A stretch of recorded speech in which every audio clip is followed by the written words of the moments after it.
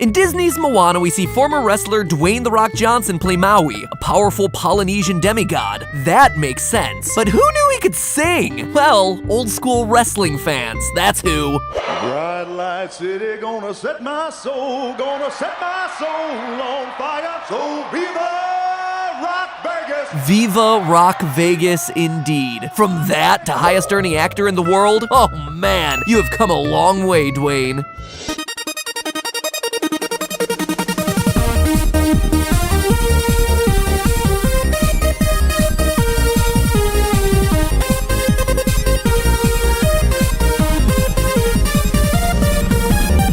Hello, Internet. Welcome to Film Theory, where Mr. Rock, Dwayne. Can I call you Dwayne? If you're watching, Dwayne, no need to thank me for dredging up all those old embarrassing clips. What else can I say except for, you're welcome. Segue to Moana, the new Disney classic that needs no introduction. There's a lot to love with Moana, from the gorgeous visuals to songs written by the guy who made musicals cool again, Lin-Manuel Miranda, to a chicken obviously named after the guy reminding us that this is library. Hey!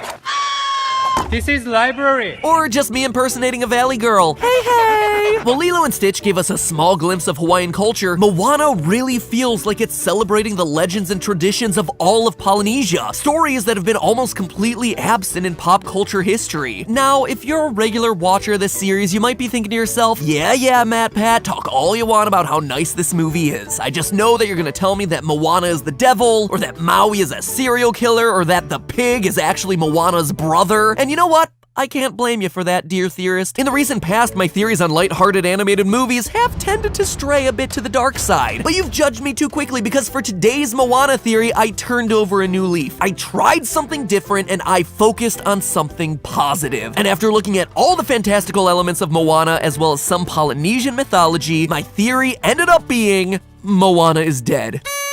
Oh, I'm like the living embodiment of Dark Kermit. But seriously, there are some weird happenings going on in Moana's little boating adventure that need an explanation. The first and biggest red flag that set off my theorist sense was that she's able to follow Maui into Lalotai, the realm of monsters. I mean, at the very least, this extended fall into the water should kill her. The surface tension of water makes landing on it from a very high place like landing on concrete. And the movie even makes multiple jokes about how long the fall is and the fact that she should be dead after it. Well, she's dead.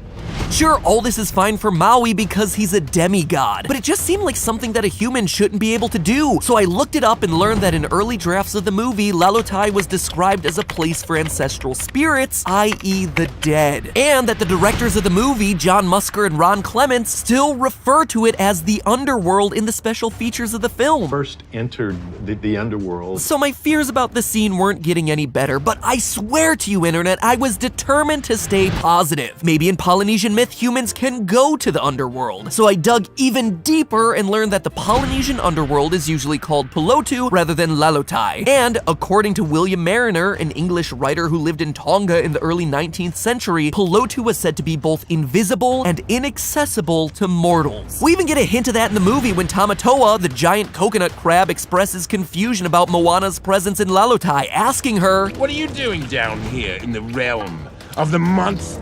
Just pick an eye, babe. So that was red flag number one. Add to it the fact that Moana frequently sees the spirit of her dead grandmother Tala, and you've got yourself no ordinary day for a mere mortal. There's even a scene in the movie that could definitely have killed her. The first time Moana tries to sail beyond the reef, her boat gets overturned by a large wave. She's then tossed into the water, the canoe bonks her on the head, and her foot gets stuck under a piece of coral. I mean, I'm no doctor, but getting smacked in the head by a large piece of wood, then getting trapped underwater for an extended period of time seems pretty bad for your health. And from that point forward, Moana seems like she's impervious to harm. Look, I'm not even having to dig into genetics or weird scientific connections. This one is outright handed to me. Kind of. You see, on the surface, the idea of Moana being dead is interesting and would make for a great clickbait thumbnail. But if we look again, the evidence doesn't hold up. For instance, if that reef crash is indeed the moment where she passes on, then the people in her village are interacting with a ghost for an awfully long amount of time like it's no big deal. And interacting is one thing, but making a teenage ghost girl your next chief, that is where I draw the line. Also, it's worth noting that the whole thing about her talking to her grandmother's spirit is rooted in Polynesian legend. According to anthropologist Zachary Graves, in traditional Polynesian culture, ghosts are often thought to interact with the living, whether for good or for evil. And if they're both dead, why is Grandma a glowing white spirit thingy and Moana is just Moana? The theory just falls apart. And yet, there's something fishy still going on because, let's face it, none of this explains my initial concern. Why Moana can go to Lalotai, survive that fall into the underworld, land of ancestors, realm of monsters. Moana may not be dead, but she is something. So I kept digging, determined to figure out what exactly was going on, and I found out that my original theory of her being dead couldn't have been more wrong. In fact, when I stepped back to look at all the evidence, she's the exact opposite of being dead. Moana is a god. Well, demigod, actually. She's just like Maui. Let me explain. First, Moana's relationship with the water is a bit weird, right? After decades of the heart of Te Fiti being missing, the ocean just chooses Moana? What? Because she saved a baby turtle?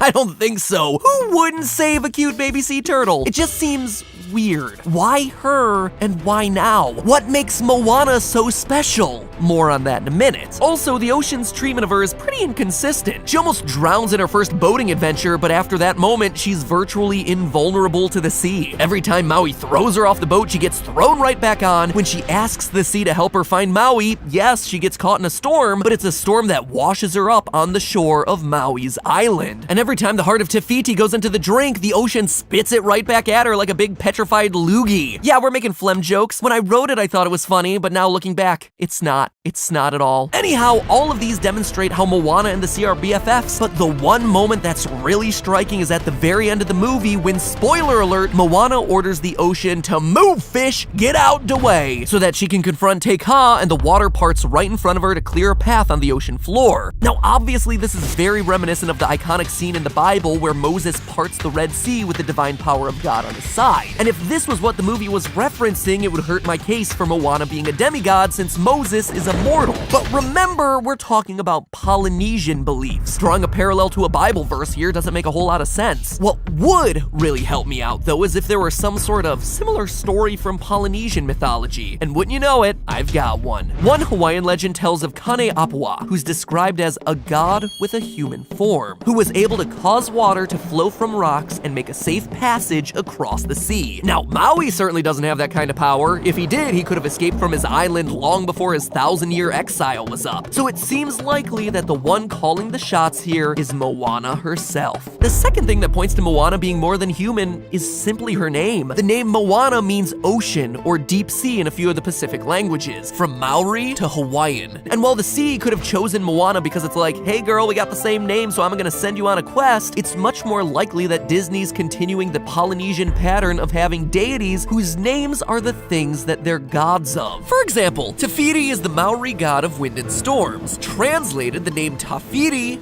means wind. Pele is a Polynesian god of fire whose name means volcano, and Rangi is a god of the sky whose name means, say it with me now, Skittles.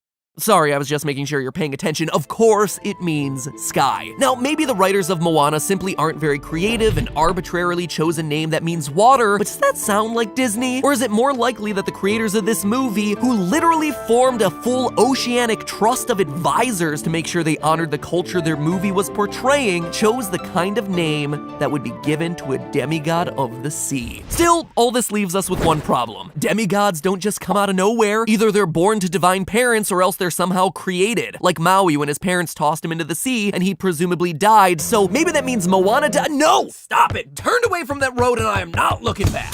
Part 3 of the evidence that Moana isn't mortal, and prepare to have your mind blown, is about her lineage. Now, both of Moana's parents, Tui and Sina, appear to be mortals, but that's not quite the end of the story. For starters, grandmother Tala, with whom Moana has a particularly close relationship, might not be mortal herself. Tala is the name of the goddess of the stars in Tagalog myth, and oh, would you look at that, she just so happens to use the stars to demonstrate to Moana how she can find Maui. Now, obviously that's incidental, but get ready, cause Because here's the doozy. Moana's mother's name is Sina.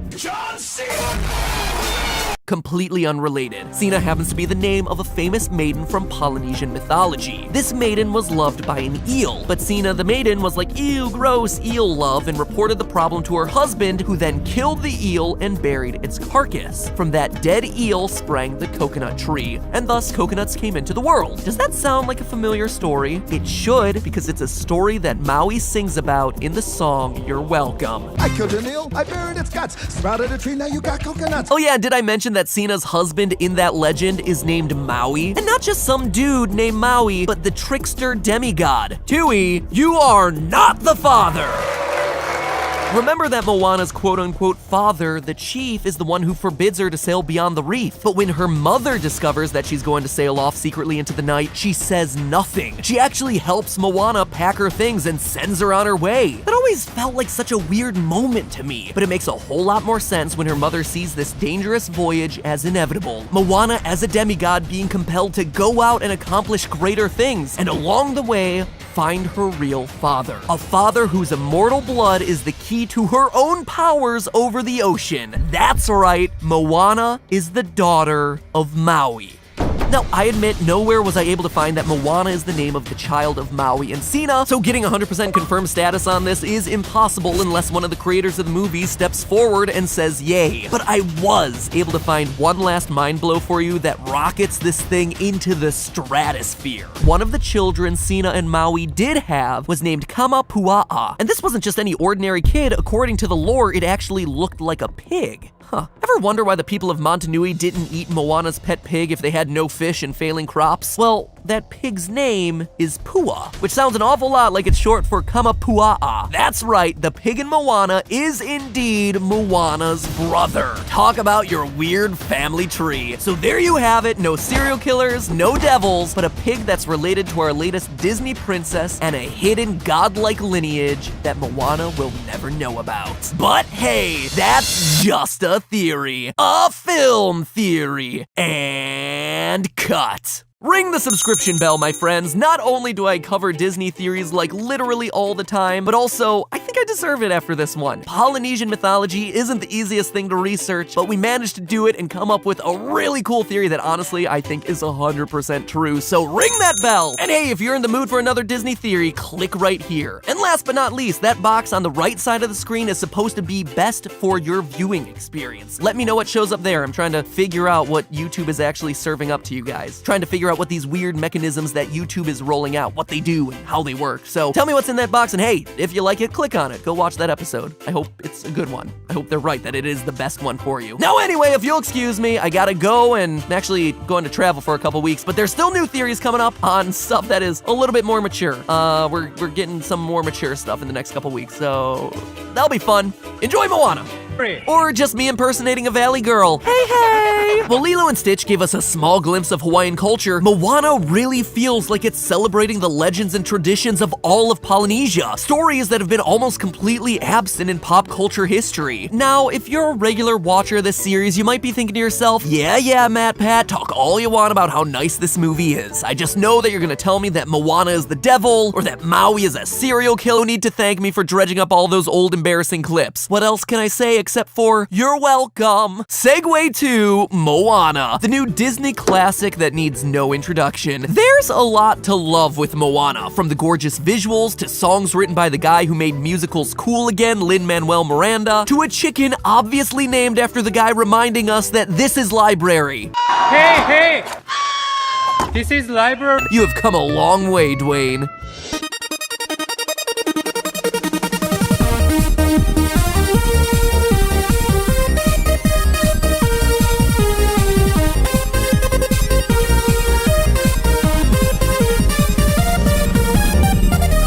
Internet, welcome to Film Theory, where Mr. Rock, Dwayne. Can I call you Dwayne? If you're watching Dwayne Miller, or that the pig is actually Moana's brother. And you know what? I can't blame you for that, dear theorist. In the recent past, my theories on lighthearted animated movies have tended to stray a bit to the dark side. But you've judged me too quickly because for today's Moana theory, I turned over a new leaf. I tried something different and I focused on something positive. And after looking at all the fantastical elements of Moana as well as some Polynesian mythology, my theory ended up being Moana. In Disney's Moana, we see former wrestler Dwayne "The Rock" Johnson play Maui, a powerful Polynesian demigod. That makes sense. But who knew he could sing? Well, old school wrestling fans, that's who. Bright light city gonna set my soul on fire. So viva Rock Vegas! Viva Rock Vegas indeed. From that to highest earning actor in the world, oh man.